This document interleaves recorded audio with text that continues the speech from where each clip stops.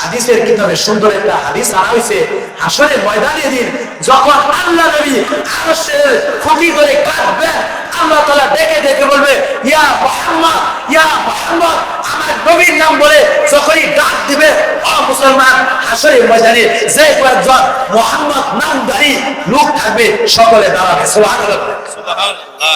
ও মুসলমান, আল্লাহ তাআলা বলবে ওই তুমি কে? ওই আমি মুহাম্মদ। তুমি কে?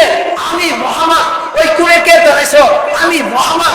আল্লাহ তাআলা বলবে আরে তোমাদেরকে তো বলি নাই, আমার নবী কই?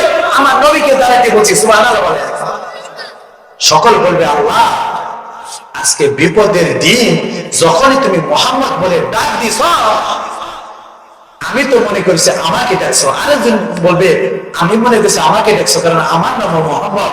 আল্লাহ তাআলা ওই দিন ডেকে ডেকে বলবে ওহে তোমরা যারা আমার নবীর নামকে সম্মান করে আমার নবীর নামের বরকত নেওয়ার জন্য মুহাম্মদ নাম রাখছো, যাও আজকে তোমাদেরকে মাফ করে দিলাম। সুবহানাল্লাহ। মুসলমান, বাংলাদেশের বড় বড় আলেমের মধ্যে একজন হলেন আল্লামা দেলোয়ার শাহ। তাকে 4টা সন্তান আল্লাহ তাআলা দিয়েছে। প্রথম সন্তানের নাম রাখছে মোহাম্মদ আউয়াল, দ্বিতীয় সন্তানের নাম রাখছে মোহাম্মদ সানি, তৃতীয় সন্তানের নাম রাখছে মোহাম্মদ ফারেস, চতুর্থ সন্তানের নাম রাখছে মোহাম্মদ রাবি। এই প্রথম মোহাম্মদ কই? এই দ্বিতীয় মোহাম্মদ বাজারে গেছে নাকি?